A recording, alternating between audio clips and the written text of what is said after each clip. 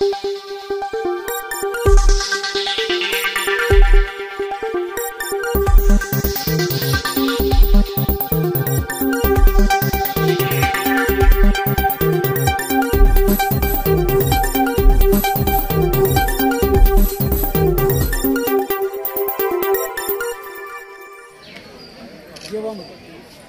పేడ ఆవు మూత్రం బెల్లం నెయ్యి కలిపేస్తుంది మొత్తం పలచగా చేసేసి ఆకులు రాలిపోయి ఎండిన ఆకులు తీసుకొని కష్టం.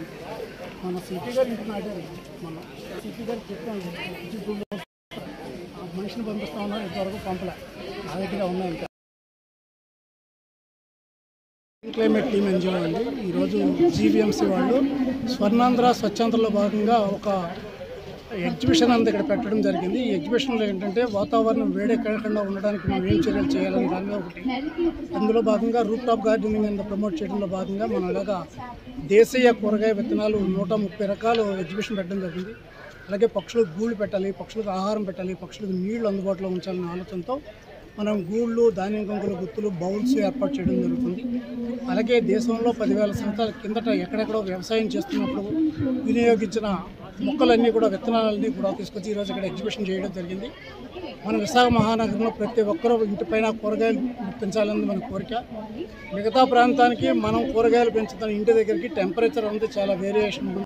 ఆల్టర్నేటివ్స్లో భాగంగా మనం ఆకులు అనేవి వాడటం, భోజనానికి కానీ టిఫిన్ కానీ వాడే అదంతా పేపర్, ప్లాస్టిక్ వచ్చింది.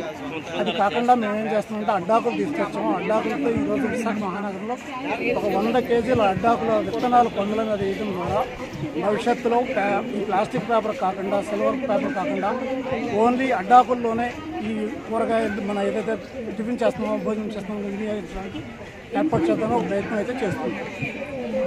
ఇందులో మేము ఫ్రీగా ఇస్తారు విత్తనాలు ఇస్తున్నామండి. మేము వనమాలి ఈ గ్రూప్తో టైఅప్ అయి ఉన్నాం. మేము ఏం చేస్తున్నామంటే వనమాలి గ్రూప్ విత్తనాలు ఇచ్చేస్తున్నాం. వాళ్ళు సిటీలో ఎక్కడెక్కడ మీట్లు నిర్వహించేస్తే అక్కడ వాళ్ళందరికీ కూడా అందజేయడం జరుగుతుంది. మీ ఫోన్ నెంబర్ చెప్తారా? దీని తరగతి 8338499955. మరోసారి చెప్పండి. 8338499955.